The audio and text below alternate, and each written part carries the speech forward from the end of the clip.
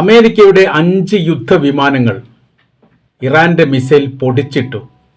അന്താരാഷ്ട്ര തലത്തിൽ ഏറ്റവും പ്രാധാന്യമുള്ള ഒരു റിപ്പോർട്ട് ഇപ്പോൾ പുറത്തു വന്നിരിക്കുകയാണ്. കഴിഞ്ഞ ദിവസമാണ് സൗദി അറേബ്യയിലെ പ്രിൻസ് സൽമാൻ എയർബേസ് കേന്ദ്രീകരിച്ചുകൊണ്ട് ശക്തമായിരിക്കുന്ന മിസൈൽ ആക്രമണം ഇറാൻ്റേത് വന്നത്. പ്രതിരോധ സംവിധാനങ്ങൾ തകർക്കുകയും അതിനുശേഷം യുദ്ധവിമാനത്തിന് നേരെ മിസൈൽ പതിക്കുകയും 5 എണ്ണം അവിടെ വെച്ച് തന്നെ തകർന്ന് തരിപ്പണമായി എന്ന തരത്തിലുള്ള റിപ്പോർട്ട് റോയിട്ടേഴ്സ് അടക്കമുള്ള അന്താരാഷ്ട്ര മീഡിയകളെല്ലാം റിപ്പോർട്ട് ചെയ്തു.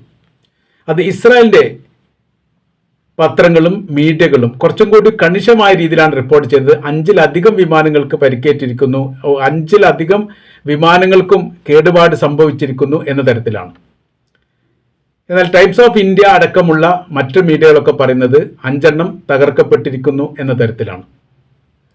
ഏതാനും ദിവസം മുമ്പാണ് ഇറാഖിൽ വെച്ച് 135 KC എന്ന് പറയുന്ന ടാങ്കർ യുദ്ധവിമാനത്തെ ഇറാൻ വെടിവെച്ച് താഴിട്ട് 6 പേരാണ് തൽക്ഷണം കൊല്ലപ്പെട്ടത്. അവരുടെ മൃതദേഹവുമായിട്ട് ബന്ധപ്പെട്ട കാര്യങ്ങൾ ഇപ്പോഴും കിട്ടിയിട്ടില്ല എന്നുള്ളതാണ്. വലിയ രീതിയിലുള്ള അന്വേഷണം അമേരിക്ക ആരംഭിക്കുകയും ചെയ്തിട്ടുണ്ട്. പക്ഷേ അതിൻ്റെ കാര്യകാരണത്തെക്കുറിച്ച് ഇപ്പോഴും ഒരു കൃത്യത പറയാൻ വേണ്ടിയിട്ട് അമേരിക്കയ്ക്ക് സാധിക്കുന്നില്ല. എൻജിൻ തകരാറാണ് എന്നൊക്കെ പറഞ്ഞ് ഒഴിഞ്ഞു മാറാനുള്ള ശ്രമം അമേരിക്ക നടത്തുന്നു. എന്നാൽ യുദ്ധമുഖത്ത് യുദ്ധവിമാനങ്ങൾക്ക് ഇന്ധനം നിറക്കുന്ന ടാങ്കറൊക്കെ യുദ്ധവിമാനങ്ങളൊക്കെ ഇങ്ങനെ എൻജിൻ ഫെയിൽ ആവുക എന്ന് പറയുന്നത് അസ്വാഭാവികമാണ്, അതായത് കള്ളത്തരമാണ്. അമേരിക്ക മൊത്തത്തിൽ പറയുന്നത് കള്ളത്തരമാണ് എന്ന കാര്യത്തിൽ സംശയമില്ല. അതുമായിട്ട് ബന്ധപ്പെട്ട് പറയപ്പെടുന്നതാണ്. മറ്റത് അവർക്ക് ഒഴിവാക്കാൻ വേണ്ടി പറ്റാത്ത ഒരു രീതി ആയതുകൊണ്ടാണ് സൽമാൻ എയർബേസിന് നേരെ ആക്രമണം നടന്നിട്ടുണ്ട് എന്ന് അമേരിക്ക സമ്മതിച്ചു. ചില കേടുപാടുകൾ സംഭവിച്ചിട്ടുണ്ട് എന്ന് പറഞ്ഞാൽ അവസാനിപ്പിക്കുകയാണ് ചെയ്തത്. ഇതിൽ പറയുന്ന കാര്യം ഇങ്ങനെയാണ്. ആദ്യ മേഖല സുരക്ഷാ മേഖലയാണ്. സുരക്ഷാ കേന്ദ്രം തകർന്നതിന് ശേഷം മാത്രമേ പിന്നീട് വിമാനത്തെ ആക്രമിക്കാൻ വേണ്ടി സാധിക്കൂ. ഇപ്പോൾ ഇറാൻ ചെയ്തുകൊണ്ടിരിക്കുന്ന പണി അത് തന്നെയാണ്. അവരുടെ പ്രതിരോധ സംവിധാനം അപ്പാടെ ഇല്ലാതാക്കുക. അങ്ങനെ ആ സമയത്ത് സ്വതന്ത്രമായ രീതി അവർക്ക് മിസൈലിന് വിഹരം നടത്താൻ പറ്റുന്ന രീതിയിൽ മാറ്റാൻ വേണ്ടി സാധിക്കും. ഇപ്പോൾ നിരന്തരം എന്ന പോലെ ഇസ്രായേലിൻ്റെ തലസ്ഥാന നഗരിയിലേക്കൊക്കെ മിസൈൽ ഇങ്ങനെ പതിച്ചുകൊണ്ടിരിക്കുന്ന ചിത്രങ്ങളും വീഡിയോകളാണ് പുറത്തു വരുന്നത്. അതിൻ്റെ കാര്യം അവിടെ പ്രതിരോധ സംവിധാനത്തെ ആദ്യം തന്നെ തകർത്തിരിക്കുന്നു. അപ്പോൾ പിന്നെ ഇതിനെ പ്രതിരോധിക്കാനില്ല, ലക്ഷ്യം കണ്ടുകൊണ്ട് ആക്രമിക്കുക മാത്രമേ ചെയ്യാൻ വേണ്ടി സാധിക്കൂ എന്നുള്ളത് കൃത്യമാണ്. എംബസി കേന്ദ്രീകരിച്ചുകൊണ്ട്, കോൺസുലേറ്റ് കേന്ദ്രീകരിച്ചുകൊണ്ടൊക്കെ വലിയ രീതിയിലുള്ള സുരക്ഷാ സംവിധാനങ്ങളൊക്കെ അമേരിക്ക നടത്തിയിട്ട് വെച്ചിട്ടുണ്ട്. അതെല്ലാം തകർക്കുന്ന പണിയാണ് ഇപ്പോൾ ചെയ്യുന്നത്. മിഡിൽ ഈസ്റ്റ് കേന്ദ്രീകരിച്ചുകൊണ്ട് ഏറ്റവും കൂടുതൽ ആക്രമണം വരുന്നത് ഇപ്പോൾ സൗദി അറേബ്യക്ക് നേരെയാണ്. UAE, ഖത്തർ, ഒമാൻ പോലെയുള്ള രാജ്യങ്ങളിലേക്ക് ഈ അക്രമ രീതികളൊക്കെ ഇന്നലത്തെ ദിവസം വല്ലാതെ കുറഞ്ഞിട്ടുണ്ട് എന്ന റിപ്പോർട്ടാണ് പുറത്തു വരുന്നത്. പക്ഷേ ഇവിടെ ഇപ്പോൾ സൗദി അറേബ്യയിലെ പ്രിൻസ് സൽമാൻ എയർബേസ് കേന്ദ്രീകരിച്ചുകൊണ്ട് ശക്തമായിരിക്കുന്ന ആക്രമണം നടത്തുന്നു. ആ ആക്രമണത്തോടനുബന്ധിച്ചാണ് വലിയ നാശനഷ്ടങ്ങളൊക്കെ റിപ്പോർട്ട് ചെയ്യുന്നത്. മറ്റൊരു റിപ്പോർട്ട് ഇപ്പോൾ അറേബ്യൻ രാജ്യങ്ങളിൽ നിന്ന് പുറത്തു വരുന്നത് ആരെയും അതിശയിപ്പിക്കുന്നതാണ്. അതിൽ പറയുന്ന കാര്യം ഇങ്ങനെയാണ്. അമേരിക്കയിൽ അറേബ്യൻ രാജ്യങ്ങൾ നിക്ഷേപം നടത്തിയത് പിൻവലിക്കുകയാണ്. ഇപ്പോഴത്തെ യുദ്ധസമാന സാഹചര്യങ്ങളും സാമ്പത്തിക പ്രതിസന്ധിയും രാജ്യത്തുണ്ട് എന്നതിനാൽ അത് തങ്ങൾ എന്ത് ചെയ്യുന്നു, അത് തങ്ങൾ പിൻവലിക്കുകയാണ്. ആ പിൻവലിക്കുന്നതുമായിട്ട് ബന്ധപ്പെട്ട് ഇപ്പോൾ അമേരിക്കക്ക് വലിയ അഭിപ്രായ വ്യത്യാസങ്ങളുണ്ട് എന്നൊക്കെ പറയുന്നു. കാര്യം എന്ന് പറയുന്നത് സമാനമായിരിക്കുന്ന സ്ഥിതി ഇതിന് മുൻപുണ്ടായിരുന്നു. അത് ഇറാഖും അമേരിക്കയും തമ്മിൽ യുദ്ധമുള്ള സമയത്താണ്. ഇറാഖിൻ്റെയും അമേരിക്കയുടെ യുദ്ധം കഴിഞ്ഞു. സദ്ദാം ഹുസൈനെ തൂക്കിലേറ്റി ഭരണം അട്ടിമറിഞ്ഞു. പുതിയ ഭരണ സംവിധാനം വന്നതോട് കൂടിയിട്ട് ഒരു കാര്യം അറേബ്യൻ രാജ്യങ്ങൾക്ക് ബോധ്യമായി. പ്രതിസന്ധി ഘട്ടത്തിൽ അമേരിക്ക സഹായിക്കില്ല. കാര്യം ബസറ വീണതിന് ശേഷം ബാഗ്ദാദ് ആക്രമിക്കുന്നതുമായിട്ട് ബന്ധപ്പെട്ട ചില നിർദ്ദേശങ്ങൾ അറേബ്യൻ രാജ്യങ്ങൾ ജോർജ് ബുഷ് മുൻപാകെ വെച്ചു. അതിൽ പറയുന്ന പ്രധാന കാര്യം ഇങ്ങനെയാണ്. മെസോപ്പൊട്ടോമിയൻ നഗരമായിരിക്കുന്ന ബാഗ്ദാദിനെ നിങ്ങൾ ആക്രമിക്കാൻ പാടില്ല. അത് അറേബ്യൻ സംസ്കാരത്തിൻ്റെ ഭൂമിയാണ്. മാനവ സംസ്കാരം ഉണ്ടായത് അവിടെയാണ്. ഈ മുസ്ലിം സംസ്കാരം ഉണ്ടായത് അവിടെയാണ്. അത് ഏത് തരത്തിൽ നോക്കിയാലും ഒരു സംസ്കാരത്തിൻ്റെ ഈറ്റില്യമായിരിക്കുന്ന മെസോപ്പൊട്ടോമിയൻ്റെ ദേശത്തെ ആക്രമിക്കുന്നത് ഞങ്ങളുടെ നെഞ്ചിന് നേരെ വെടിവെക്കുന്നതിന് തുല്യമാണ്. ആയതിനാൽ അതിൽ നിന്ന് ഒഴിവാക്കണം.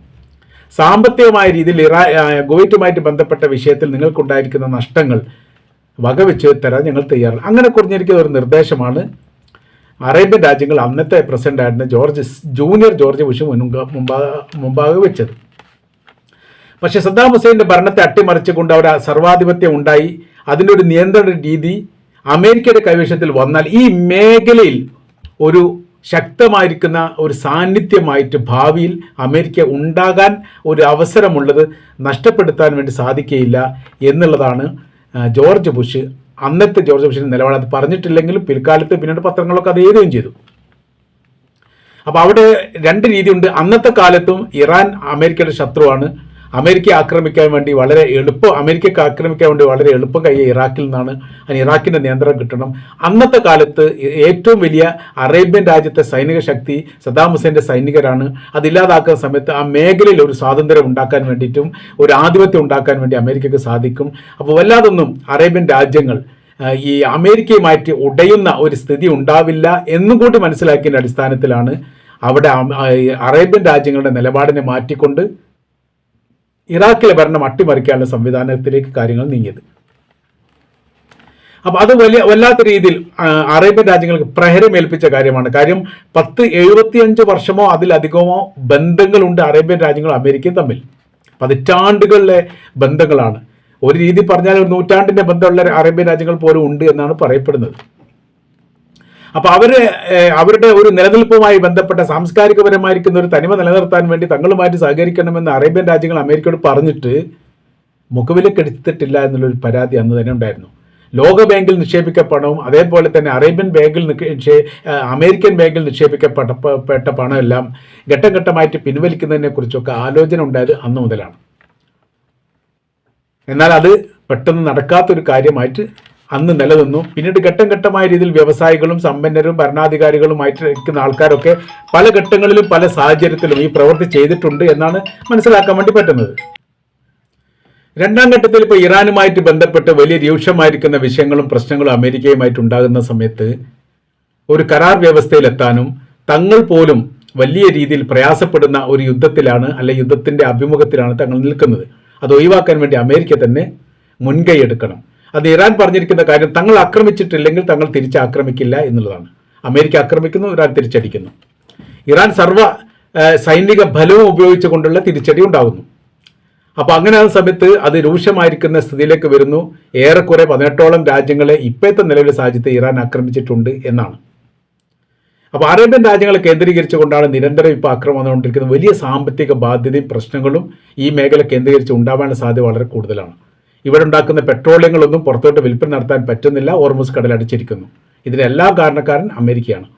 അതുകൊണ്ട് തന്നെ ഈ നിക്ഷേപങ്ങൾ വലിയ രീതിയിൽ സാമ്പത്തിക അഭിവൃദ്ധി പുരോഗതിയൊക്കെ ഉണ്ടാക്കാൻ വേണ്ടിയിട്ട് അമേരിക്കയിൽ നിക്ഷേപം നടത്തുക എന്നുള്ളത് സർവ്വസാധാരണയായി അറേബ്യൻ രാജ്യങ്ങൾ ചെയ്യുന്നതാണ്. മാത്രമല്ല അമേരിക്കൻ ഡോളറിന് മൂല്യം ഉയർത്തുന്നതിൽ അറബ് രാജ്യങ്ങളാണ് വലിയ പങ്ക് വഹിച്ചത്.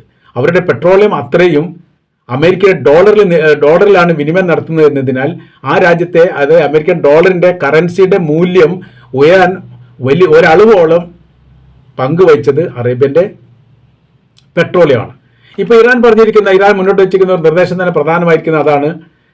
ഹോർമുസ് കടൽ കേന്ദ്രീകരിച്ചുകൊണ്ട് കപ്പലുകളെ കടത്തിവിടാനുള്ള ഒരു ഉപാധി എന്ന നിലക്ക് അവർ മുന്നോട്ട് വെച്ചിരിക്കുന്നത് പെട്രോളിയം ഡോളറിൽ വിനിമയം നടത്തിയിട്ടുണ്ടെങ്കിൽ തങ്ങൾ അനുവദിക്കില്ല, പകരം ചൈനയുടെ കറൻസിയിൽ വിനിമയം നടത്തിയിട്ടുണ്ടെങ്കിൽ തങ്ങൾ അനുവദിക്കുക. അപ്പോൾ ഈ രാജ്യത്തിൻ്റെ മൂല്യം വളരെ പ്രധാനപ്പെട്ടതാണ്, കറൻസി മൂല്യങ്ങൾ.